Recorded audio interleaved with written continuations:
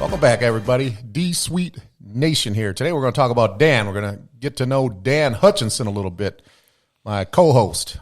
How you doing today, Dan? I'm doing good, Ray. Doing good. Nice, not so beautiful Saturday morning, but I'm good. Is it supposed to rain today? I'm not sure. I don't check the weather every day. I'm not a 60-year-old man. Yeah, the weather kind of gets me down too. Now, I had a bunch of questions prepared at home that I was going to bring, but I decided not to. I threw it away. I decided not to. I'm just going to ask you whatever I want, just the way I'm going to do it. Off the cuff? Off the cuff. That's right. a new one. I never heard that one before. Off the cuff. Yeah, we're doing this because, in our first season when we first started get going, I interviewed you so everybody can get to know you. So I got a lot of views too. Yeah, you did. Yeah, you did. So we thought that since I've transitioned to being at the table instead of behind the camera all the time, that we thought it might be a good idea to do the same thing to me, return the favor, good and bad, because I know I got you on a couple questions and made you eat that spaghetti. Yes. And actually, this was my idea to interview you, not your idea. This was my idea. Yes. Well, Ray thought it was a good idea. When I say if we're a team, I say we instead of me. So. Okay, I know. Now, you had good questions when you interviewed me. You're a little more articulate when it comes to your questions, a little more professional. So I'm not, by nature, I won't be as articulate as you are. But there will be a couple of things that I won't ask for the simple fact that we have a minor here. Oh, it's okay. No, I mean, it wouldn't be anything outlandish where you'd be like, whoa, but, not something I would feel comfortable talking to. My daughter or son was in there, but I don't know. Yeah, I guess there'd be some things that I wouldn't be comfortable answering in front of my son. Yes. It's not. I didn't mean it for it to sound as bad as it sounded, but anyway, Dan, why don't you tell everybody where you're originally from? Where I'm originally from? Well, your first memories, like your first house. What house do you remember first that you grew up in, and who lived in that house with you? Well, my first memories it's kind of complicated. So my first memories, well, not so much memories, I guess so. We lived, with my grandparents. Mm-hmm. So shortly after I was born, my grandparents had a house on Williamsburg Road over in Flint. Okay.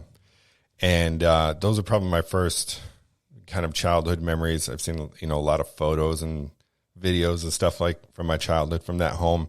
But then, my dad was in the military. So okay. I think while he was in like basic training or something, we lived there with my grandparents. And then, shortly after that, I became an Army brat. So by the time I was 8 years old, I had lived in 4 states. So my dad originally got stationed in Fort Hood, Texas. And then we went over to Schofield Barracks, Hawaii, and then Fort Campbell, Kentucky. And then when I was 8, moved back to Michigan. Grew up in, when I moved back to Michigan, I was with my dad, and I was in Mount Morris. Went to Mount Morris from like 3rd grade to the start of my 9th grade year. Then I moved to Davison. Any siblings? I have a younger sister named Harmony. Okay. Did she go from Army camp to Army camp like you did, or is she a lot younger? She's younger. She's like 3.5 years younger than me. Okay. So when we first moved to Texas, I believe it was just me, and then my sister came along not too long after that. Okay. Because she was. So she was at a few of those places, but she probably don't really have like the memories that you would have because you're older. I think she was born when we were in Fort Hood. My parents actually came back to Michigan when my sister was born, like for the birth, and then I think that's when my dad got redeployed to Hawaii, because my sister was definitely with me born in Hawaii, because there's a ton of photos and videos and stuff of us there. Memories, of course. So when you came to Genesee County, you ultimately landed first in Mount Morris, you just said. Mount Morris, yep. Went to... and you were there for quite a few years, 5 or 6 years, you just said, till about 9th or 10th, about 9th grade? Yeah, 3rd grade to 9th grade. I started my 9th grade year at Mount Morris and then moved to Davison. Do you remember what school you went to in Mount Morris? Grade school? Man, if I can remember. I'm pretty familiar with the Mount Morris area. A lot of friends there. It was an elementary school when I first started going there. Man, what was it called? Montague? No. It wasn't Montague. It was the other one. It was down off of Saginaw Road. I can't remember, but I ended up going to, what was the other? It's a main kind of elementary school there right on Mount Morris Road, the big brick one. Yeah. That's next to the funeral home. Central, I think it's called. Yeah, Central. Yeah, Central. Yeah. That's right by the funeral home. Yep. And then just sixth grade, went, fourth, fifth, and sixth grade went there. And then went to the round school for 7th and 8th grade, the middle school. Yep, I know where that's at. Right? Everybody calls it the round school because it's literally a round building. Is it? Yep. It's a round building. The hallways are like exterior hallways. So like the gym in the middle of the school is like open. Like it's almost like a stadium. Okay. Right? And it's literally round. You walk around in a circle. Quick shout out. One of my best friends is the athletic director at Mount Morris High School, Mr. Jeff Klein. Happy holidays, Jeff. Marine. He's a Marine, proud Marine too. All right. Doing a lot of good things at Mount Morris. So are you still in contact with any of your buddies? When you lived in Mount Morris, you got any Mount Morris buddies you still talk to? Or I don't. I lost contact with a lot of the guys I was friends with in Mount Morris. Some of the guys I played sports there with. One of my good buddies, my best friend, the whole time I was at Mount Morris, his name was Jim Fournier. We were real close friends, but we lost touch many, many years ago. So, did you play any sports when you were little? I did. At Mount Morris, I played football. I played football all the way from like 6th grade to 9th grade.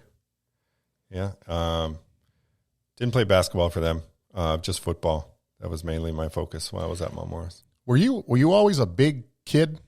Because you're like a big man. You're not an average size man. You're a little bigger than that. Were you a big kid like I was when I was a kid? I was, yeah. And my kids are the same way. They all look older than what they actually are. Mason's he's 14. He's already 6 foot. But yeah, when I was a kid, it's actually a funny story. The first time not the first time I flew on an airplane, because obviously we got from Texas to Hawaii, but the first time I flew on an airplane alone, I was 5 years old. That I was too young. But my parents, forgive me, my parents actually lied about my age because my parents were having a rough time with their marriage at that point. How old does a kid have to be to fly alone? I think at that time they have to be like 7. I thought 6 or 7, something like that, maybe 8. But I was like 5 years old. Maybe I was 6. But they lied about my age so I could fly. They sent me back here to Michigan to stay with my grandparents for a while because my parents were having a rough spot in their marriage. Mm. So I flew alone from Honolulu, Hawaii to Flint. I can't remember if it was Flint or Detroit, but back here to Michigan by myself. Do you like flying? Even now? I love flying. Why? I don't know. I just, I have no problems with it. I think it's like relaxing. Like, I guess maybe because I did it at such a young age, I don't have a problem with it. But I used to have a couple jobs that I traveled a lot, like 75% of the time. And I was on airplanes all the time. And I was literally like an airport traveling professional. Like in and out through security. I knew all the hacks, the tips, the tricks. Like, I want to talk about flying for just a quick minute here, if that's okay. Okay. I'm the opposite when it comes to, I don't like flying. I don't like being high up in the air. The only bad thing about that, Dan, is that I've missed out on a lot of opportunities because I don't fly. Like when my dad was still alive, him and my mom traveled a lot. My older sister used to go with him too. But I used to turn down those trips to like Palm Springs, California, Orlando, San Antonio. My dad went to Puerto Rico back in 1990. I could have went there if I wasn't afraid of flying. Yeah. I'm still very fearful of flying, but I think it's more the anticipation of it that worries me. Like if I had to fly next Saturday, the week would just, the actual flying ain't really that bad when I'm actually physically flying. Right. But I don't, you've heard me say this before. I don't like to not be in control of my life. Yeah, I gotcha. And flying is one of those things, okay? If you I'm certainly not trying to jinx anybody that flies or nothing like that. Because I am trying to fly more. Yeah. But anyway, because I got to get over that. Life is short. It's the feeling of putting your life in the pilot's hands, like, to get you from point A to point B safely, and right. What if that guy had suicidal thoughts or something? What if the old lady cheated on him? Yeah, but you can't go through life thinking about that. I know. You like flying over water? This is the last question about flying. You like flying over bodies of water, like for hours at a time? Yeah, I love it. I love everything about flying. I always love takeoff. Takeoff's my favorite part. I just love that feeling of leaving the ground. Landings used to make me nervous, but not anymore. When I was a little younger, the landing part was like, okay, safe landing. Now I'm like a Russian judge at the Olympics. When a plane lands, it's like, okay, I give you a 9.4 out of 10, on that landing. If you ever want to have a fun flight, fly with me, because you've seen me here when I'm mad and been out of shape, acting crazy. It's 100 times worse on an airplane. You're like B.A. Baracus. I've had 3 different people. I've probably flown maybe a half a dozen times. I can't remember, but I've had 3 different people tell me, God, I wish I could fly with you everywhere I go. Man, that was so much fun. They laughed the whole time. And I'm not trying to make them laugh. I'm always on edge, face red, pouring with sweat, complaining to the stewardess, and But you had to answer your question about water. What was awesome is when I was stationed in the Army in Hawaii, we got to fly in helicopters all the time. Okay, we'll get to the Army. We'll get to the Army. No, but we flew. We got to fly over water all the time, flying around the island. We flew from island to island, and it's awesome. Doors open, right? In a helicopter, doors open. You're flying, water's down there, just flying by. That ain't for me, man. That's the stuff, man. No, I was the guy enjoying the helicopter ride while the buddies next to me have an empty MRE bag puking in it because they're getting sick. I can't. I'm not doing that. Okay, well, let me see. So Mount Morris was up until about 9th grade, and then you moved to Davison. Yep. Now, can you recall when you first moved to Davison? Did you not want to be there? Did you want to stay where you kind of grew up a little bit as a youngster? No, it was actually the opposite. I wanted to move to Davison. Okay. I was in a bad situation in Mount Morris, living with my father, and it was my choice to move to Davison to live with my mom. And okay, it was my grandparents who practically raised me lived in Davison, so I had already had friends in Davison because when I was in Mount Morris, my grandparents had and my mom had partial custody of me, so I was back and forth, and I had. So you're already familiar with Davison then before you got there? Yeah. I was already familiar. I already had friends established there. Shout out Steve Katarski. Rest in peace, Brian McHale. He was a good friend of mine. One of my first friends I made in Davison. He died in a car crash a long time ago. So, okay. Who were some of the first people you met when you got to Davison? The first person I met, well, actually, when you started to go to school there, who were some of your new friends when you started to go to school there? Yeah. So the very first person I met was a guy that actually 2 guys became my friends, and for the next 20 plus years, and that was Ryan Woods, Jim Valite, Brian Harris, Jack Cohn, Corey Delgado. Those guys were, some of the first people I met. Rest in peace, Corey. Yes, yep. Rest in peace, Corey Delgado. Actually, in gym class, the first class, I was actually I don't know why it's like this in gym class, but I'm going to try not to mess up his name. Our gym teacher, I think, was Mr. Woodhoff. Okay. Brings me in front of the whole, class. We're sitting there on the basketball court and introduces me. And one of the funniest stories. So back then, SNL was a big thing, right? And there was a skit on SNL that Rob Schneider did, the making copies guy. You remember that? He sat right next to the copy machine in an office, right? And anybody that came and made copies or got coffee, he'd be like, Dan, making copies. And so when Mr. Woodhoff introduced me to the class, a guy named Brian Harris just blurts out, yells out, Dan the man, making copies. So that It was like the Dan the Man thing stuck, and yes, it was funny. That's what I call you, Dan the Man. Yeah. That's cool. Did you watch any sports back then? I know you're a late bloomer. What were some of your favorite sports teams back then? You're wrong about that. I'm not a late bloomer. Oh, okay. I stand corrected. I started watching football at 5 years old. At 5 years old. Okay, all right. My dad was a huge sports guy. Loved the Lions, loved the Tigers. And I remember watching football games and baseball games at a very young age when I was in Hawaii. It's actually how my favorite team came to be the Dolphins, besides the Lions. How did that come about? I was getting ready to ask you how the Dolphins come about. Living in Hawaii doesn't have a team. There's no local team. So True. Whatever teams are playing on national television and West Coast broadcasts of television, I mean, that's who you watch.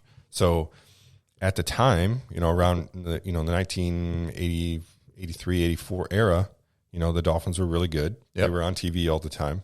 They were real good. They had this new quarterback who shared the same name as me. And as a kid, I guess you're more prone to be attracted to colors like orange and aqua and dolphins, right? So I just attached myself to this team, and I had the Miami Dolphins helmet alarm clock. I had a Miami Dolphins lamp, which Mason had next to his crib when he was born, when he was a baby. That same Dolphins lamp I carried with me my whole life, and he had it next to his crib when he was a baby. Cool. Who were some of the big time athletes at your school, Davison, when you were there? Oh man, well, my memory fails me sometimes. Ryan Woods, of course, he was all conference in basketball, football. Kevin Smith. Mm-hmm. Davison basketball legend. Yep. Jeremy Croft. Tim Thomas. Barry Stokes. Yes, people, that Tim Thomas. Just tell them who Tim Thomas is in case people don't know who Tim Thomas is. Tim Thomas is a guy from Davison. Played hockey. I'm not sure if he played other sports at Davison. He was a little ahead of me, so I think he was. I didn't know him very well because I think he graduated either the year 92. I was a freshman. 92. Okay. Yeah, so 2 years ahead of me. Tim Thomas played hockey and went on to play for the Boston Bruins and win the Stanley Cup. And he won what's that called? The Conn Smythe Trophy? Is that what they call that? Yeah, I think it's that's the playoff MVP, ain't it? Or like MVP. The finals MVP? Yeah, he was the MVP. It would be equivalent to the finals MVP in basketball. Yeah. Right. Yeah. Wasn't he on an Olympic team too? U.S. Olympic team? I don't remember. I know he played in Europe quite a bit too. I think he played at Vermont, at the University of Vermont, if I'm not mistaken. Yep. I wouldn't say good friends, but I was very good acquaintance. Had a lot of classes with his little brother, Jake. Jake, yeah. Yep. I know Jake. Yep. Big kid. Yeah. Yep. He played football too. Let's see. I said Barry Stokes. You did now, yeah. Because I was going to bring his name in. Yep. Barry. Tell people about a little bit about Barry. Yeah, Barry Stokes went to Eastern Michigan after Davison, and then he had a pretty lengthy career in the NFL. Yeah. I think he played for 4 different teams, including the Lions, the Dolphins, the Patriots, Green Bay. Yep. Yeah, he was solid. Yeah, he was. It was pretty solid. He was like a second string offensive lineman. Okay. Yeah. Now I'm going to ask you something that you asked me when I did my solo thing. See if you have the guts to answer this, as I did on a live form. Okay. I want to know, whether it's junior high, high school, or Army, or whatever. I want to know who was the one is there one that got away? Is there a girl that got away that you kind of wish that, man, you know what? I wish things would have been different. I wish I could have started my life with her. Is there a girl that got away that you just wish that you could turn back the hands of time? And I want a name here. You're going to put me on the spot. I'm going to put you on the spot. Yeah, okay. Yeah. The one that got away. Yes, there is the one that got away. Do tell. Her name is Kelly July. Name sounds familiar. Yeah. Kelly July. We dated for a long period in high school, and I was in love with this girl for being in love in high school, whatever that is. But there was a point in high school where, I was in danger of not graduating. I had, my sophomore year wasn't that great. My senior year, I really had to bust my ass to, I had failed a class, so I had to make up extra credits, and my school was compromised. My mom wouldn't even let me play football or sports because my grades were so bad. But because of that, I made the decision, with, going on the advice of my mom, hey, maybe you need to, break up with this girl, stop seeing her so you can focus on school. Mm-hmm. So I did that. And, of course she thought it was a bunch of bullshit, Who, Kelly? Kelly. Yeah. Okay. Yeah. She thought it was a bunch of bullshit because, so was that had to have been the reasons why your grades were slipping? Because you're a smart guy. I mean, I can't imagine that you had problems in school. You're pretty smart. Yeah, I'm smart, but it wasn't about smarts in school. It was about, because I know your grades weren't bad because you were failing, like you were failing tests. You don't come across somebody that fails tests. No, it was quite the opposite. My problem was procrastination and motivation. Right. Okay. I figured that. I would do well on tests, but I would never turn in homework. Gotcha. Right. I would never, when I come home from school, school's over. I would never want to do homework. I would never want to do the things I need to do outside of the classroom to keep my grades up. And I'm looking at my son because he's now going through the exact same things. But yeah, my grades were bad. So my mom advised me, hey, maybe you need to stop seeing this girl and concentrate on school. And I thought about it, and, that's what I did. And I told her, I was like, she was like, why? Cause our relationship was great. Like, we were totally awesome and nothing was wrong. And I said, I need to break up with you because I need to focus on school. I need to not graduate because I'm in danger of not graduating. And I had to take a couple night school classes my senior year just to graduate. And she thought it was all bullshit. And she was severely pissed, and was probably pissed for a long time after that. But okay, knowing what you know now, okay, in hindsight 2020, if you could go back 31, 32 years or whatever, mm-hmm.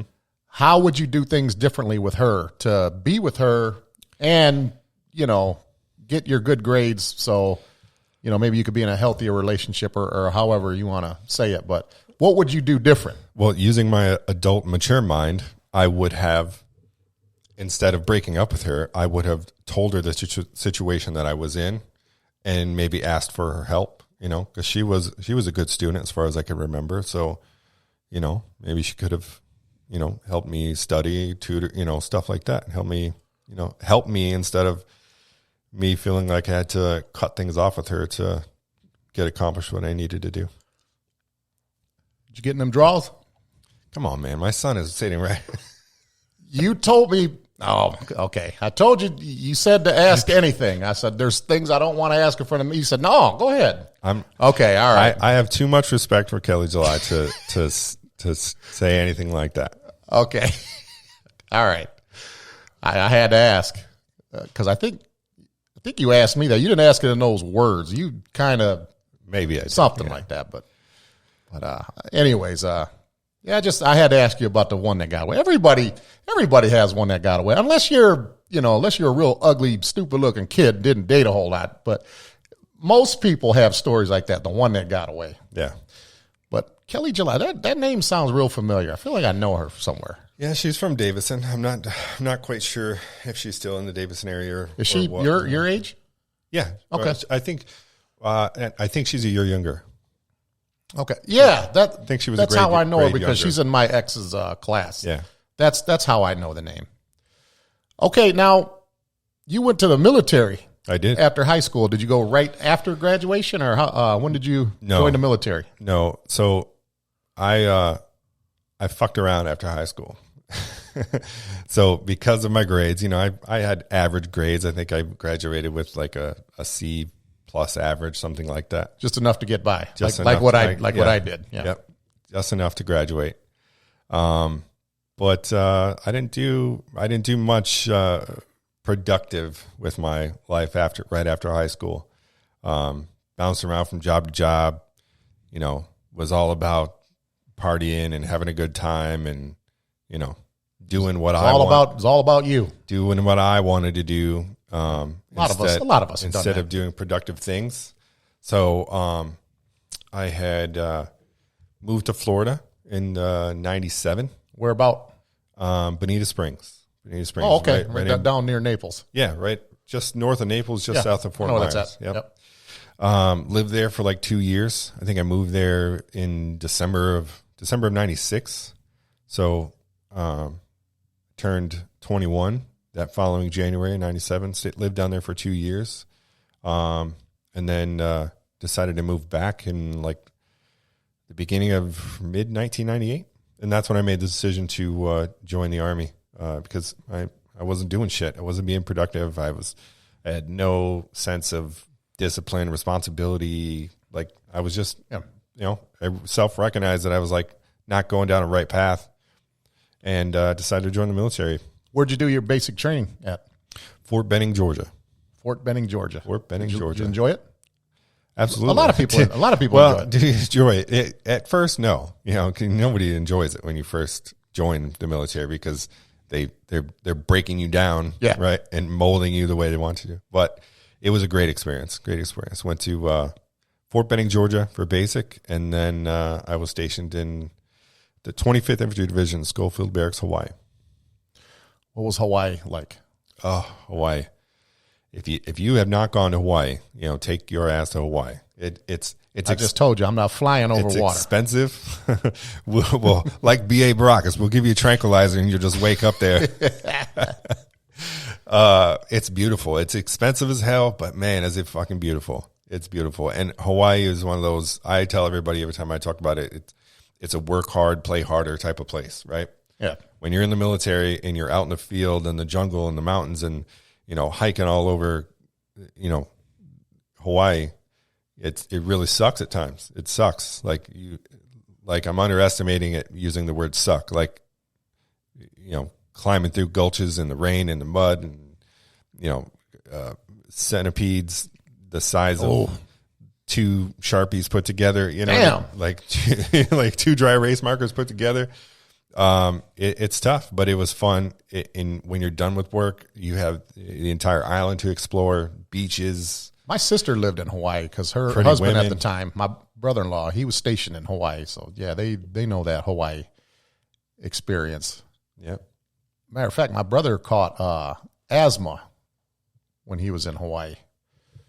But, I've always wanted to visit Hawaii, man. I was a big fan of that Dawg the Bounty Hunter show. Yeah. Now you probably came across a lot of Samoans out there. Is that right? Oh, yeah. Are those the toughest people in the world, Samoan people?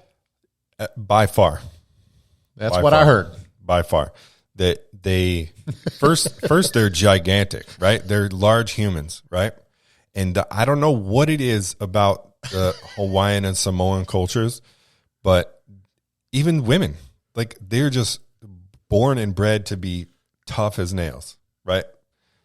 Not a weak one among them, right? Yeah. I served with Hawaiian and Samoan guys, cross paths with, native Hawaiian and Samoan people on the island, and you just don't fuck with them. Now I have a question here. If there was a kid, let's say in between, like let's say 19 and 22, 23, whatever. If there was a kid right now in that age group that doesn't really have a game plan, kind of like what you talked about earlier, bouncing around from job to job, not real responsible when it comes to certain things, and has been contemplating the military, what advice would you give to a kid like that maybe needs a little guidance, maybe could use that discipline? What would you say to that kid if you could talk to him for a few minutes? Well, this has come up several times, not only conversations with my own son, but a friend of mine has a daughter. Her name is Jessica. Has a daughter that, she's graduated. She doesn't really have like a clear path of what she wants to do. Not a bad kid. Not just, she has no, like, what do you want to do? I don't know. I'm not doing anything bad. She's got a job. She's doing good. But it's like, I have no vision, right? There's no clear path for me, right? Whether it's that or whether you're a kid that's not you're a bad kid, but you just can't seem to get right? Like things are just not going your way. I mean, I always advise go into the military. the military changed my life. It gave me a sense of responsibility, discipline. The friends you make, I'm still friends with a large group of guys that I served in Hawaii with to this day, talk to on a daily basis. But the military will it helps for those kinds of people to turn you around. If you're a bad kid or you just not doing the right things, it'll help turn your life around. If you don't have any direction, I feel that it helps you find some sort of direction, right? You go into the military, obviously you're going to get in shape. You're going to learn discipline. You're going to learn responsibility. And you're going to, you're either going to learn or get real fucking strong, right? Because you're going to get smoked all the time. And, you know, it's a little bit different now with today's millennial generation, you know, and stuff like that. But you can go to college for free. You know, you can go to college while you're in the Army. You can, and they'll pay for it all, right? You can get a free education from the military. It'll help you learn a job. There's, you know, you don't have to go and hold a gun your whole time or fight wars, right? There's everything from administrative law, you know, helicopter mechanics, pilots, you know, there's all kinds of jobs in the Army. So I feel like it could really help someone who is either just doesn't have a path or is on the wrong path, turn things around. Tell us about this boxing background you had in the Army. It's not like a huge boxing career, but I did box some in the Army, not nearly at a professional level or anything. Yeah, but you learned the basics. I learned the basics plus some. Yeah. My coaches were former boxers. It came up in, you know, I started with it was like a battalion or brigade-wide like sports competition week, right, where all the units competed against each other in different sports, and there was like a whole bunch of sports you could pick from. And I played flag football and did boxing. So for like flag football is a rough sport, whether people know that or not. Yeah. So for like 3 months before our tournament, right, we started training, and we had a guy in our unit that was a former boxer, former coach of the post boxing team. So the Army has post teams, whether it's boxing, softball, choir, band, right, where you can travel to other units around the world and compete or perform or whatever. So he was a former coach of the post boxing team, and started training, and I picked things up real fast. And you know, this is, you know, he would always told me that I was, you know, one of his best trainees, you know, one of the, you know, I had natural talent, he told me. Okay. So yeah, we trained for like 3 months before the tournament, competed in the tournament. I fought in the, like our light heavyweight division, which is like a max of 205 pounds. Okay. And won my division. This is what I always tell people when it comes to boxing. And I'm not comparing boxing to MMA, and I'm not comparing MMA to boxing. The perception is that if a boxer tangles with a real fighter, cage fighter, they think the cage fighter is going to win every single time. This is what I always tell them, man.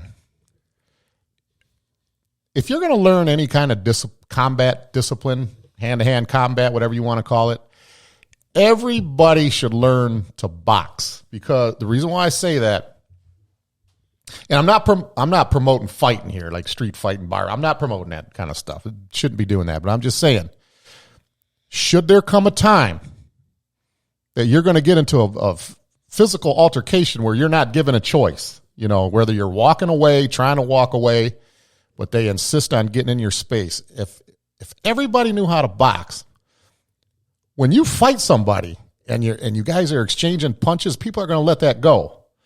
As soon as somebody tackles somebody and they're on the ground, everybody's going to break it up. No one wants to see that in a real street fight. No one cares about grappling and getting in that mounted sex position for 30 minutes at a time. In a real fight, if people are throwing blows, people are going to let that go. As soon as I grab you and we're on the ground and nothing's going on, they're going to break it up. Right. Learn how to box. Learn how to uppercut, you know, straight right hands. Boxing is the way to go. Now, look, don't get it twisted. There's a lot of cage fighters that can destroy regular citizens and some boxers. But I'm just talking about like in a regular fight where you have to physically defend yourself, even when you're trying to walk away from it. If people would learn how to box, people will let that go rather than having somebody mount you in a doggy style position in an octagon for, like I said, 45 minutes at a time. Nobody wants to see that. They're going to step in and break it up. And the guy that's on top of you, because you connected on him 65, 75 times, he's the winner. He's the winner. Yeah. Learn how to box. Boxing is the way to go. Boxing is definitely different than throwing punches. And I'm not saying boxers are tougher than MMA fighters, and I'm not saying the other way around. I just be my suggestion. And in a life situation, if somebody was going to like bully you or fight you or just acting like an ass and don't want to go away, if you can hit them in the body and uppercut them and just da-da-da-da-da. Yeah, because you can definitely tell if you watch two fights and you watch two guys fight that don't know how to box and don't actually know how to throw punches, it's kind of comical sometimes, right? Because it's awkward and nobody's really landing good punches, right? But if you watch two guys that know how to box fight, it's a very different fight, right? It's thought out, it's calculated. You're not just closing your eyes and putting your head down and throwing like windmill punches, right? You're calculating your punches, right? So, it's going to be a much better fight, right? Yeah. Probably won't last as long, right? So, it's a big difference between boxing and throwing punches at someone. Did you see the fight at that Steelers game? I think it was from a week or so ago with that Lions fan. Yeah, I saw a little bit of that. Yeah. Could you please touch on that, on what you think of that? Please. I have to hear your opinion on that. That's kind of what I was talking about. Like the guy, like neither one of them, well, I won't say neither one of them, but the guy on the receiving end obviously didn't know how to fight or wasn't good at it or just too drunk or whatever, but got in some dude's face. The guy threw a punch. He looks like a guy, like he knows how to throw a punch. Threw a punch, knocked the guy down. The guy got back up, got back in his face, got punched again, got knocked back down. The funniest thing about that video was the guy that was getting knocked down, I don't know exactly what it was, but it looks like it may have been the guy's wife or girlfriend or whatever it was. She's throwing punches at the other guy and she's hitting him, and it's like the weakest punch you could think of. It's like she's like punching the guy, but it's like stop. Like it's like what are you're literally tapping him with your fist, like no effort into it at all. I'm not condoning that, by the way, but it was the most hilarious part of the video. When I watched that video for the first time, and I watched it a couple times, I gotta share the sentiments of my boy, comedian Detroit Red. I actually talked to him for the first time like 3 days ago. He actually talked to me. Famous comedian out of Detroit. But anyways, I agree with everything that he said about that, because even before I even heard him say that, I would have said the same thing. Here's what I'm going to say about that situation, okay? First of all, I thought the black dude showed pretty good restraint on not. He could have did a lot worse to that girl, the one that was getting in his face. And then listen, man, this is, I don't want to get in, like you say, a tangent. I don't want to get in a big tangent about this. This is all I'm going to say. I'm going to keep it short and sweet. And I'm only going to say this one time. I'm literally never going to say this again. I'm against, spousal abuse, people who hit their women. I don't get down that way. Hitting your women or any kind of woman for that matter. But you can't put your hands on me. I don't care what you are. I don't care if you're 20 years old, got blonde hair, and a cheerleader for the New Orleans Saints, or if you're an old lady. I don't care who you are. You can't put your hands on me, because if you do, if you open hand slap me, I'm going to open hand slap the shit out of you right back. Okay. Now the guy, her husband or whoever he was, the date or whatever, he probably met her on some Bumblebee dating app or whatever. Look, let me tell you something, man. Dan, if me and my old lady, I don't have an old lady, by the way. I'm single. I'm still single. But if I had a wife or a girlfriend, as soon as she starts standing up, and hovering over you and cursing you, I'm going to sit her ass down. You better sit your ass down. And I don't even talk to my women like that. Not going to grab her hard. I'm going to grab, sit down. Sit down. You ain't going to be getting in people's face, but sit down. You got to, he didn't do none of that. That guy allowed all of that. She slapped the brother, and then he hit her a couple times, which was the right thing to do. That's what I would have done. And then, because that guy stuck up for himself, then the white guy tried to jump in and do something, wanted to be, Captain Save-A-Ho, and he got three-pieced. He got sat right back in his seat and was sleeping. Yeah. And then whoever the ushers were, the guards, they got in the black dude's face. Whenever you can hear 13, 14 voices all the way around. She's the one who started it. She started it. She hit him first. They still escorted him out. The point I'm trying to make is, look, man, I'm all about walking away. You'd be surprised, man. Like now, when people like talk and threaten me, I'll walk away. I'll walk away. I don't get physical unless I feel like I'm, threatened. Words don't hurt me no more like they used to. Right, but that's exactly what happened. If you open hand slap me, I'm going to open hand slap the shit out of you. It's going to sound like a 12-gauge shotgun going off. It'll look like when Dr. D. David Schultz slapped John Stossel, that reporter. You can't put your hands on me. Okay. Don't be putting your hands on people. I'm not going to agree with most of or some of what you said. Like I agree. The guy that he showed restraint. He did. And it wasn't until the other guy walked up to him and physically bodied him up, and that's when he got laid out. Now, I'm going to disagree with you and say that I don't care how much a woman's hitting me, slapping me, whatever. Like, I'm not going to, as a man, you have to stay calm, take the higher road, and realize that not in all cases, but most cases, men are just physically stronger than women, right? There are some exceptions, of course, right? Like if China punches me, right? I think it's okay for me to punch her back. Why? Why is that? Because she's bigger. It's a woman, though. Still a woman. I know it's a woman, but she could defend herself. You know what I mean? Not to say I would, but I'm saying in an exception like that, that's the only time where like my mind might consider it, right? But I have a lot of respect for women, so even in that case, like if you're a woman, I'm not going to put my hands on you. Even though you put your hands on me, I could probably take it, and I'm going to take the higher road, and I'm not going to dip to that level, and I'm not going to put my hands on a woman. I can respect that, Dan. I can respect that, but I'm gonna try to end it on this, man. With women, wanting equal rights, and I support equal rights for women. I think they should be making just as much as men make. I think they can, do a lot of the stuff that men can do. I'm all for that. Okay. But what that entails for me, equal rights equals equal ass whoopings. Okay. You don't have to be a man or a woman. If you put your hands on me, I'm going to put my hands on you. That's just the way I said. My dad used to say, ain't nobody above an ass whooping. My dad said that a long time ago. I get what you're saying, but to me, it's nobody above an ass whooping. It's more about chivalry, having manners, being a man. She can't put her hands on you, Dan. I'm sorry, she can't. No, she can't. You know what I mean? Like, I've been in that situation before, and you have to show restraint because you're a man. Okay, well, I won't say agree to disagree, but they're two different respectable points of view. That's your opinion. Yeah. Everybody's entitled to your opinion. Yeah. We differ opinions a lot on this show. It's not a big secret, but it's not a mystery. Okay. We're not going to start fighting at the table either. No. I don't know how to fight anymore anyway.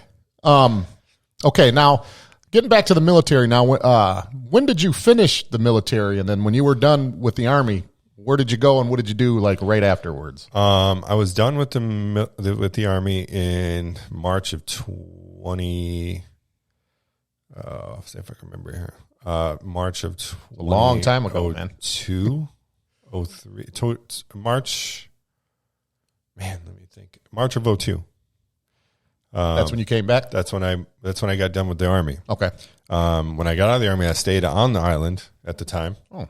because I had a girlfriend and actually ended up getting engaged. Was she a Hawaiian lady? She wasn't Hawaiian. She was not originally from the island, but pretty much born and raised, or not born and raised, but raised on the island. So from a young age. So she was about. She was probably gorgeous. She was as Hawaiian as you could get for being a white girl, right? She's a white girl. She was. She was. I white. thought she was like one of those Samoan. She was from. I think her family was from the Midwest, because I remember she was a huge Pittsburgh Steelers fan. Okay. So her family was originally from the Midwest, but they moved out there when she was very, very young, and she grew up there. Oh, okay. So how long did you live out there before you left the island? I lived out there for about a year before I moved back to Michigan. Our relationship ended, and stupidly, instead of staying on the island or going somewhere like California or something like that, I came back to Michigan. So what'd you do to screw that relationship up? I'm just kidding. That was not me. I'm just kidding. It was all her. Trust me. It was all her? All her. Okay. So did you come back to Michigan after Hawaii? I did, yeah. Back to the area here? Yep, back to the Davidson area. So that was early 2000s. What were you doing at that time you came home? Oh, man. When I came home, started waiting tables. Okay. Waited tables. You got to do what you got to do, man. Waited tables at Applebee's on Miller Road. Oh, I love going there. That's cool. Yeah. So I was rooming with a friend of mine. I came back, was staying with my parents for a while, and I became roommates with a friend of mine. And then working, waiting tables. That's what I was doing for quite a while. That's where I met my first wife, was working at Applebee's. Oh, okay. Mason and Sydney's mom. I think my cousin John Kimmel used to yeah, I know John Kimmel. He used to run that. He was our general manager. Yeah, that's my first cousin. Yeah. I worked for John Kimmel. That's my dad's nephew. That's my dad's first nephew. Yeah. Yeah, John Kimmel's my cousin. Small world. Yeah. His mother is an Ascencio. That's her maiden name. Okay. I know he don't look Mexican. No, he still looks the same. Still got all his hair, still got that smile. Toughest son of a bitch in our whole family. Yeah. I've gotten into this argument with a couple of relatives that don't believe me. There's no gray area. No disrespect to my cousin Tino Marino, who isn't here no more. No disrespect to him. John Kimmel, you might not know it because of how clean cut and how nice he is. And you might not. That is by far, it's not even close. There ain't even a second place. John is in a league of his own when it comes to fighting people one-on-one.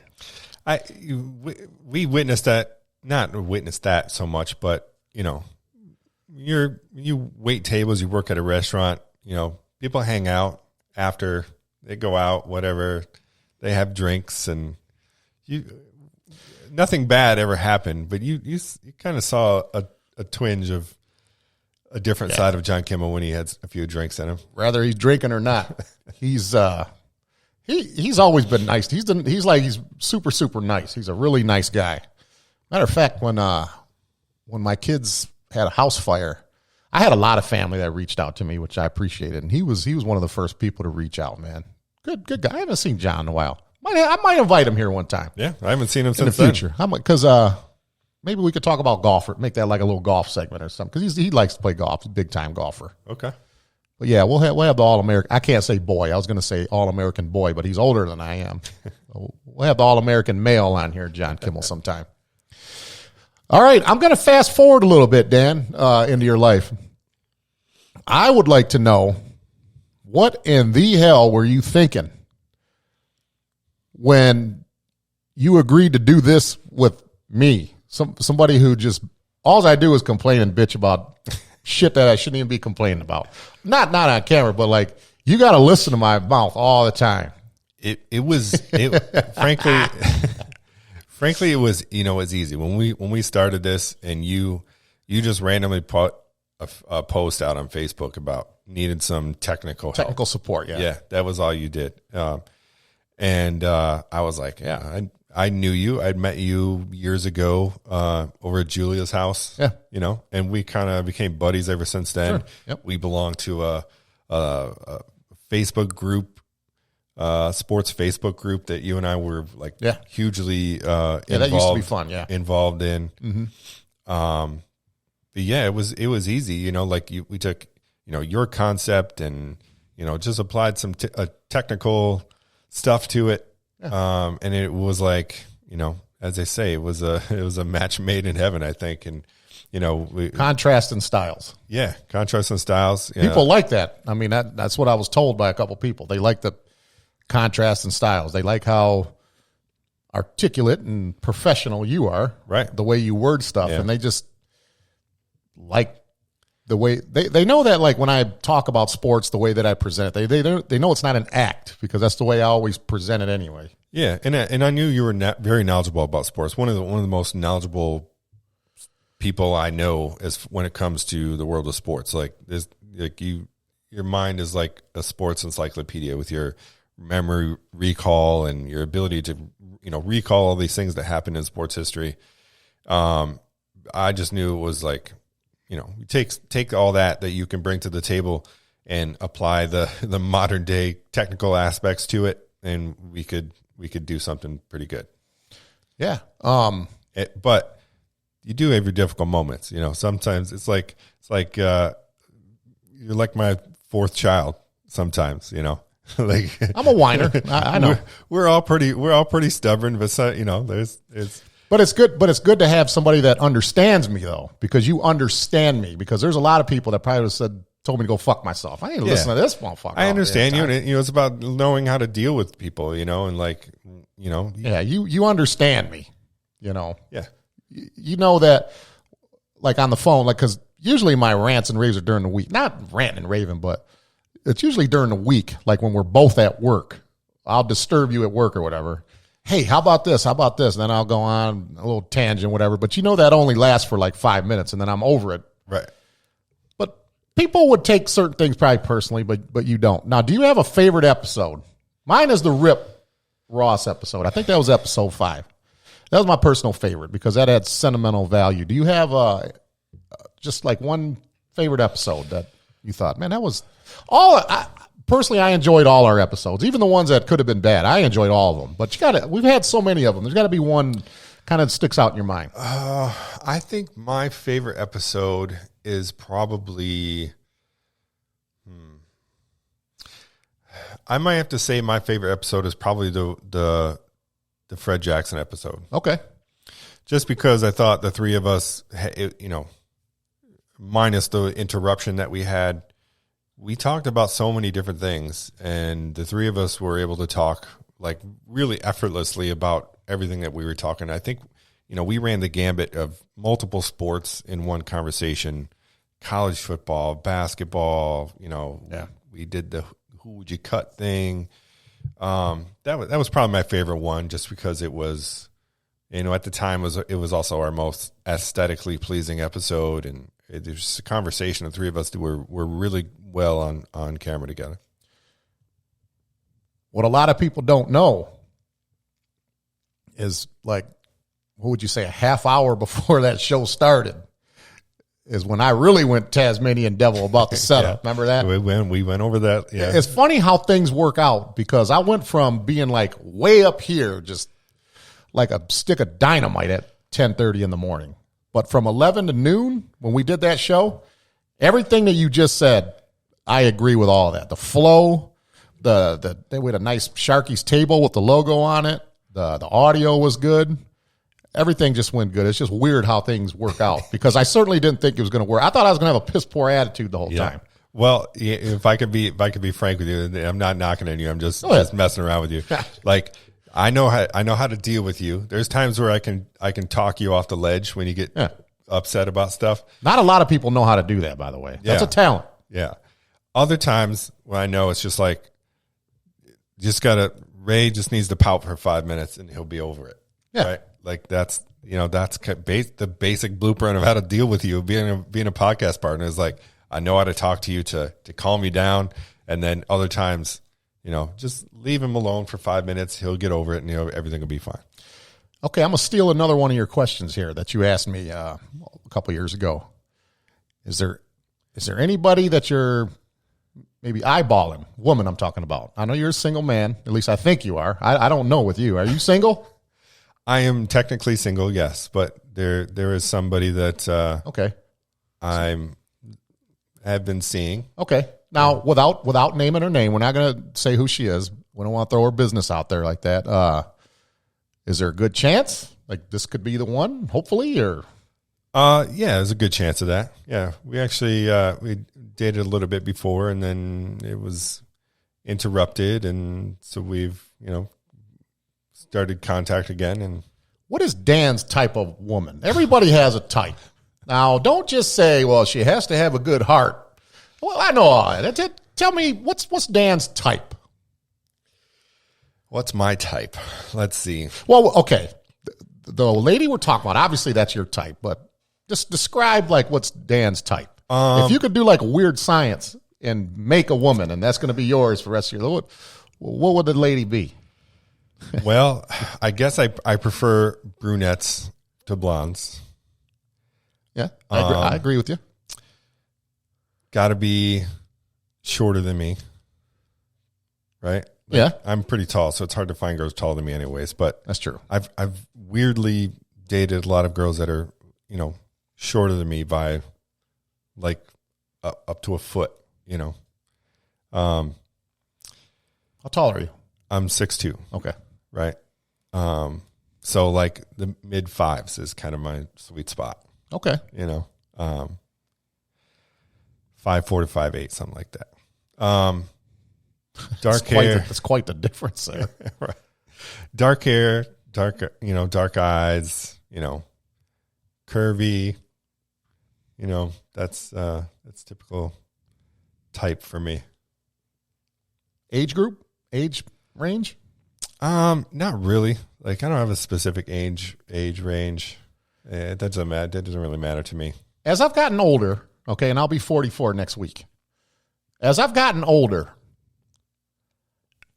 I didn't used to have an age range either because I always went by, as long as it's not illegal, which is stupid to go by. But now that I'm older, wiser, been single quite a while now, my age range, let me see, I'll be 44, so I would prefer like between like 36 and 44. Not really 36, maybe a little older, maybe like 38 to 44 because now, a time like now, I like to have a nice conversation over a cup of coffee. I like to talk about, mature things about like family and, it didn't used to be that way. Yeah. I like to talk about careers and family and things that I like. I like to know about her, a little walk in the park or whatever. I prefer somebody that's somewhat close to my age. I would never like take a 25-year-old out like on a date. Right. I might hang out with one night, but I'm not gonna take her. They ain't got nothing in common. She ain't gonna know anything you're talking about. And when I have a conversation, it's not just when we're here, but just in the outside world, man. Everything is old fashioned. My uncle Eddie told me that what he likes about me the most is that I remind him of what life was in the 50s and 60s. I'm very, very average, very plain. Not into the technology. I do things the way that people used to do in the 50s and 60s. He said, you should have been around then because that's what you are now. An old soul. Is that what they call it? An old soul? An old soul, yeah. Maybe born a generation too late. Yeah, so I'm kind of with you on the brunette thing, and I prefer a little taller. I'm 6'3", so I would like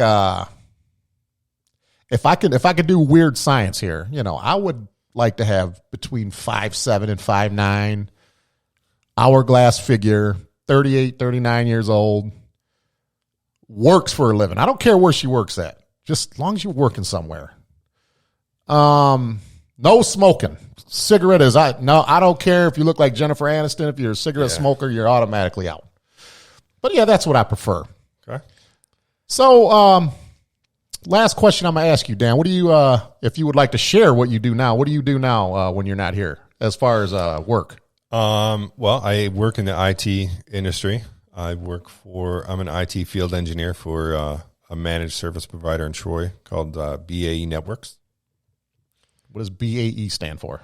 BAE is actually the first 3 letters of our owner's last name. Oh, okay. His name is Ryan Batens. Owns BAE Networks, and that's the first 3 letters of his last name. Yeah, we're a managed service provider in Troy.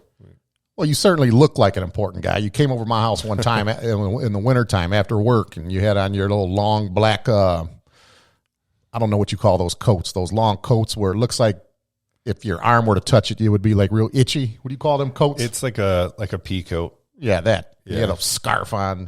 One of them scarf wearing guys. I don't think I had a scarf. You looked important. Yeah, carried yourself well. I like to dress now. I like to dress well. I like to look good. I know. I'm just giving you a hard time. All right, Dan. Well, I don't know if I left anything out. I think we covered a lot of your life here. That's up to you. You're the one doing the interviewing. Well, yeah, but I know we wanted to talk about a little sports here. It's still a sports show. Yeah.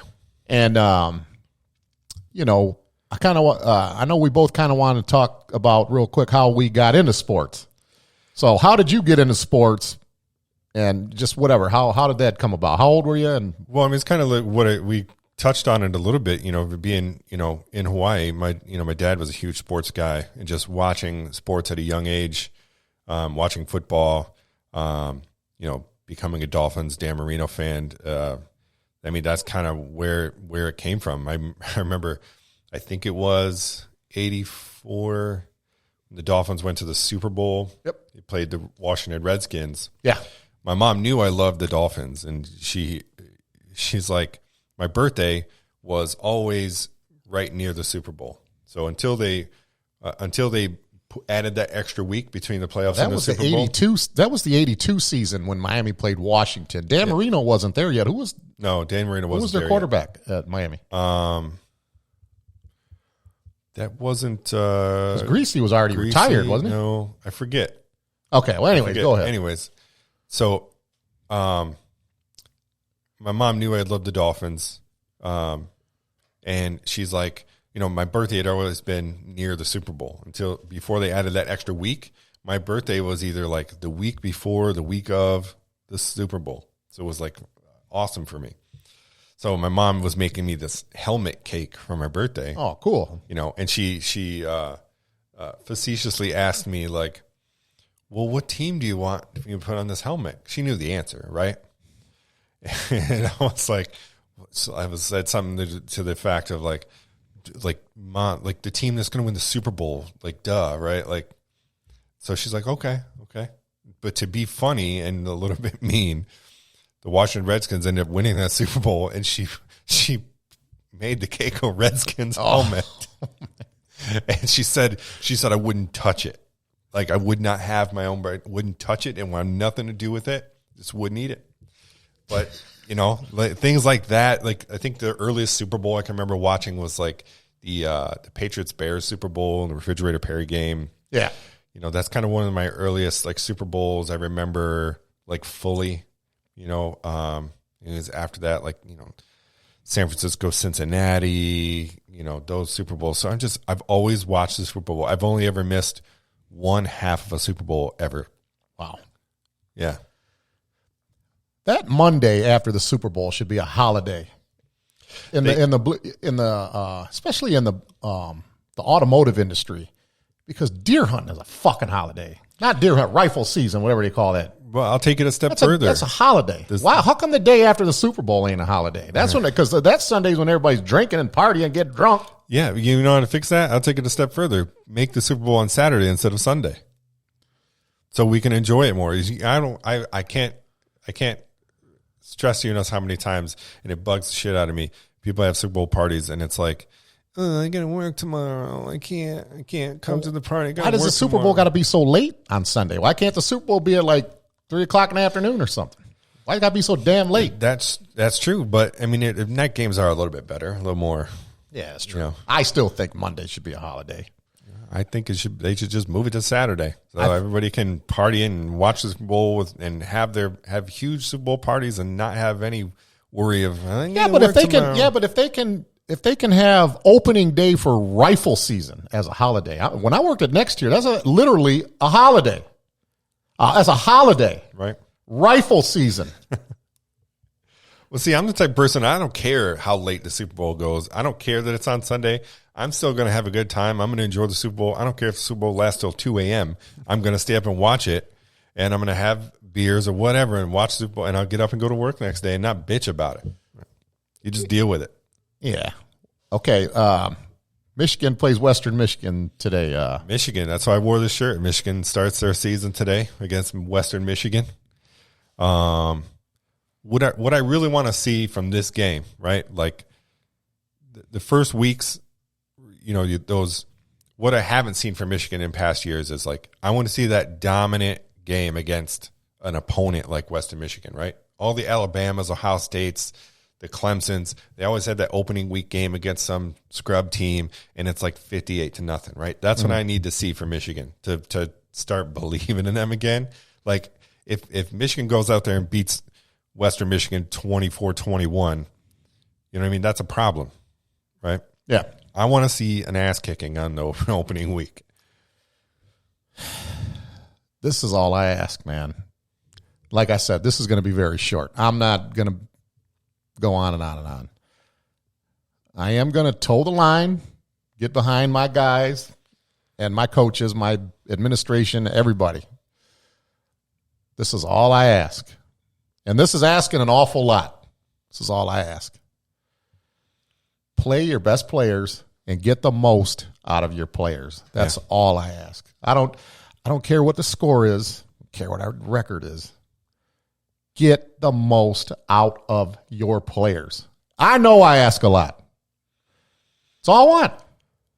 Yeah, because they've done recruiting. Michigan has recruited. They've recruited good players. They haven't had the top recruiting classes, but they don't win big games. That's had why. Great recruiting classes, but you have not gotten the best out of your recruits, out of your players.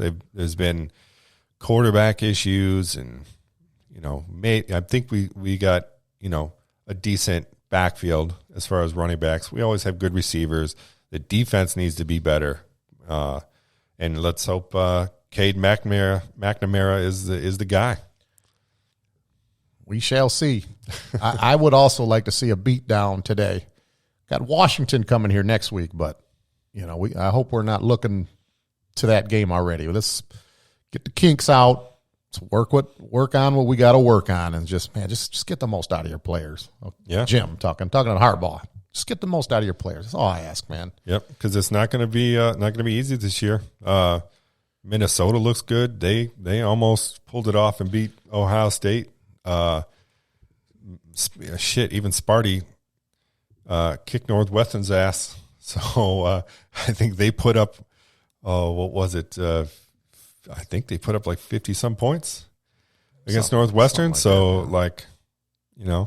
Let's hope the Big Ten's a little bit more competitive this year, but let's hope Michigan's right up there in that competition. College football would be, and I'm not just talking about for Michigan fans. I'm just talking about just in general. If Michigan could ever get back to being a feared program, it's just better for college football. It is. To me, it's better when the brand name schools are the best teams. I'm tired.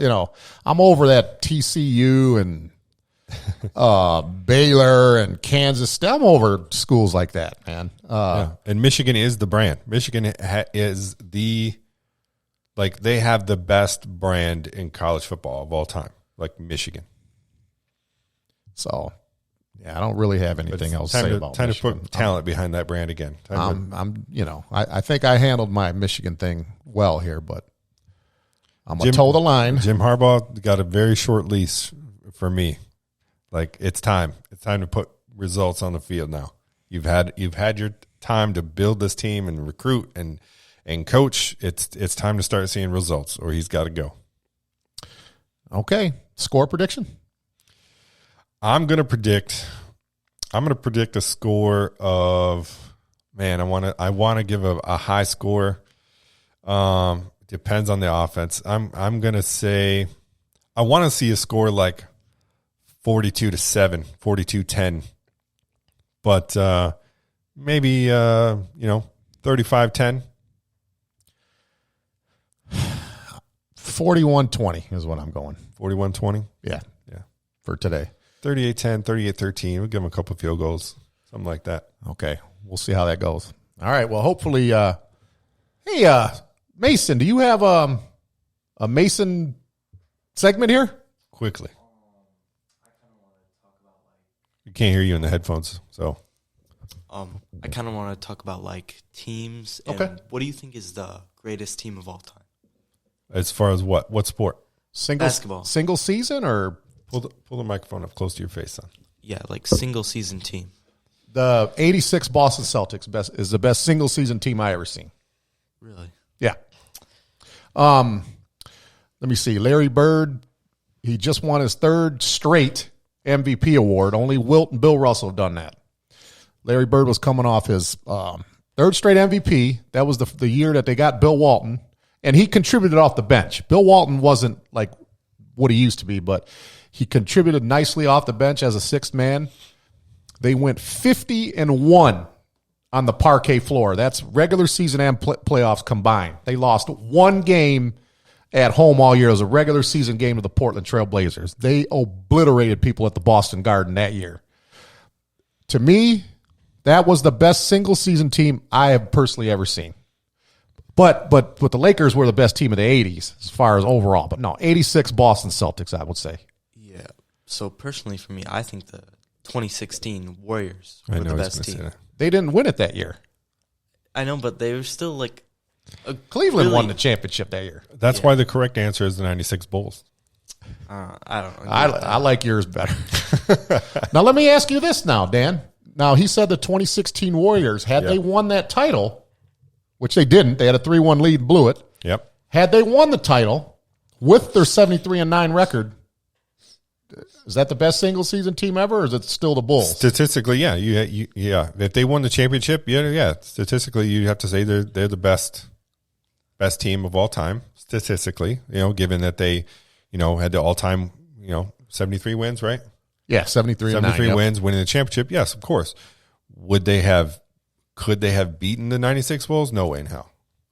96 Bulls play the 2016 Warriors. They play 10 games. The Bulls are winning 9-1. I'll give them one game. I could disagree. I think they're winning more. Maybe not beating them, but I think they'll win more, like evenly.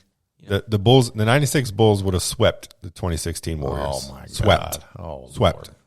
Yes. I don't agree with that. The defense of Harper and Jordan, Clay and Steph, who? I don't know. Exactly. Draymond Green against Dennis Rodman, forget about it. Rodman would win that matchup because it would be so easy to get in Green's head. I was just going to say that. It's so Rodman probably thinks of that all the time. God, I wish I could have played against him. He'd so easily fuck with his head. He'd get him. I wish we had our swear jar. Foul. I wish we had our swear jar here. You know how many times you've cussed today? I don't care. I cuss. You used to get on me about I cussing. didn't get on you. You're the one that policed yourself on that cursing bag, the Crown Royal bag, which lasted 5 seconds, by the way. The Bulls, 96 Bulls, and the 2016 Warriors. If the Warriors would have won the title, I would say because you forget about the defense too. The Bulls not only were one of the best offensive teams that year, but Ron Harper, Michael Jordan, Scottie Pippen, Dennis Rodman. These are all defensive guys on that same I know. team. Me and a certain somebody was talking on the phone yesterday. I'm not going to say who, but me and a certain somebody was talking on the phone yesterday. He must have said the word defense 858 times, okay? In my opinion, in sport, okay, with the exception of Deion Sanders, okay? I'm not going to include him in that. We're going to throw his name out. Forget about Deion Sanders, okay? He's one of a kind. In my opinion, in any sport, a good badass offensive player will beat any good defensive player in sport, in my opinion. I agree. I don't know if I wholeheartedly agree, but I agree. If you're talking, let's just say you have the greatest offensive player at that position against the greatest defensive player, 9 times out of 10, the offensive player is going to win because defensive players have to react, right? It's all reactionary. right? The offensive guy knows what he's going to do. The defensive player has to react. It's a much harder thing to react to someone else's actions than to perform your action against that defender. Now, I've heard a lot of people say that Rodman is the best defensive player they've ever seen. And I don't have a problem with that. I don't have a problem with that opinion at all. Some people think he's the best defensive player they've ever seen. Did you ever see what Bird, McHale, and James Worthy used to do to Rodman? Yeah. It's comical. I wouldn't say Rodman's the best defensive player. One of them. He's a great defensive player, but it's more about his rebounding and his ability to position himself. I mean, he says that in the Last Dance documentary. Well, he won 2 Defensive Player of the Year awards. Yeah, no, I'm not saying that, but like his primary focus was rebounding, right? And I think defense. It just evolved from that, right? He said he would just be on the court and just ask guys to just shoot and miss from different places so he could see how the ball came off the rim and adjust and be in the right position. Charles Barkley was the same way.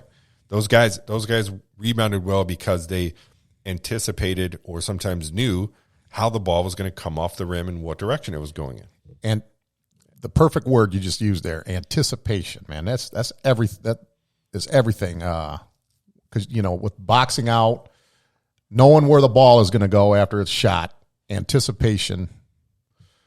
Now, what if Rodman, when he played with Chicago, now I'm not saying that he was a big-time scorer in Detroit, but he scored a little bit, okay? I think his career high was like 35 points. 34. 34, 35, right. 34. Oh, yeah, it was 34 points, 35 rebounds. Yeah. He did have a season in Detroit where he averaged 11 points. He averaged double figures one year. Yeah. If he gave Chicago, let's say 9 or 10 points a game, they probably win 75 games in 96. Yeah. But that's the thing. Why do people pay so much emphasis, like all these memes with him scoring 0 points and 85 rebounds? I mean, the rebounding is good and knowing your job. But Rodman can play offense, though. Rodman could play offense. And you would think somebody that could rebound like that he would have at least 3 or 4 buckets, tap-ins, putbacks. How does a guy that can rebound that well score 0 points in a game? Because, Rodman wasn't offensive minded. He knew his place. He had a role in both Detroit and Chicago where he was most successful. I mean, even in San Antonio, like he wasn't in a position where he had to be a scorer. It was only that, I think, 98 season when Scottie Pippen was out, with a surgery that, he had to step up. Jordan asked him to step up and, hey, you got to be that guy now because Pippen's gone. You got to score. And he did. He stepped up. But he's just always been one of those guys and on teams where you have a role to play. You are really good at this role that we need you to do. We just need you to rebound. We need you to defend and get in people's heads, right? And that's why it worked with Chuck Daly and Phil Jackson, because they let him be who he was and they let him do what he was best at doing, and it worked for the team. He didn't have to be a scorer on a team with Scottie Pippen and Michael Jordan and Ron Harper and Steve Kerr. They didn't need that from him. Scottie Pippen.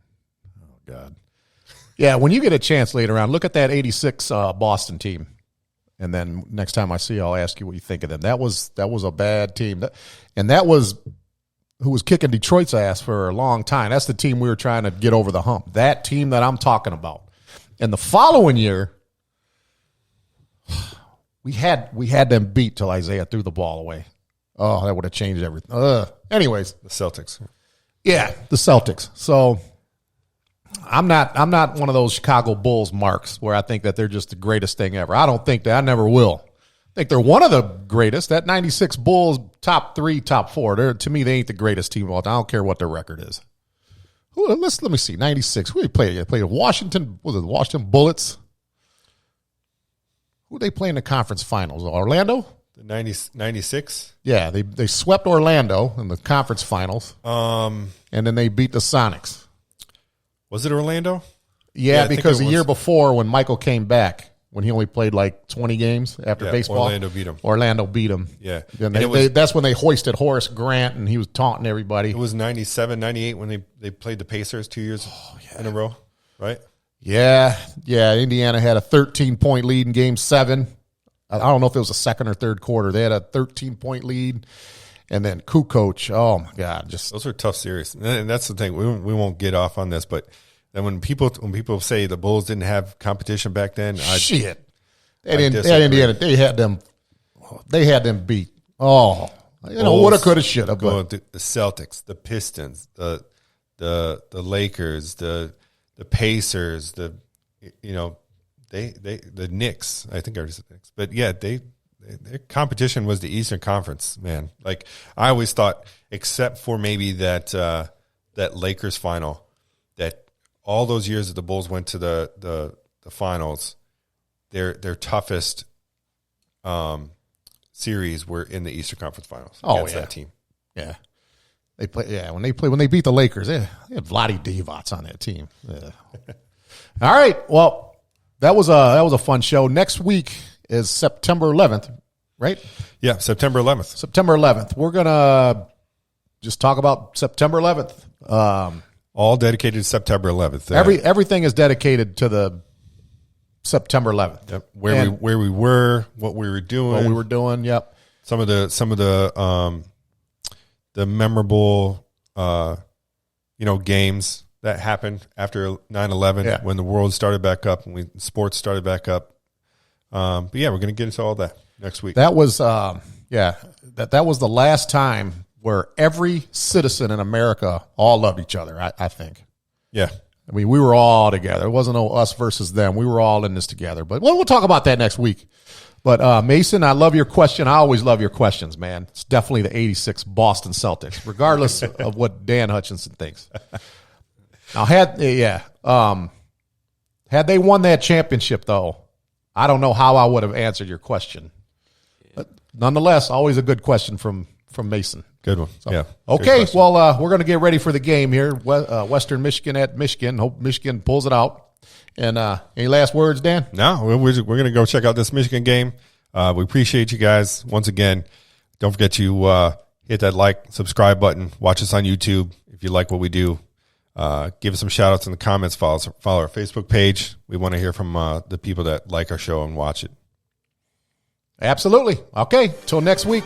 Thanks for tuning in.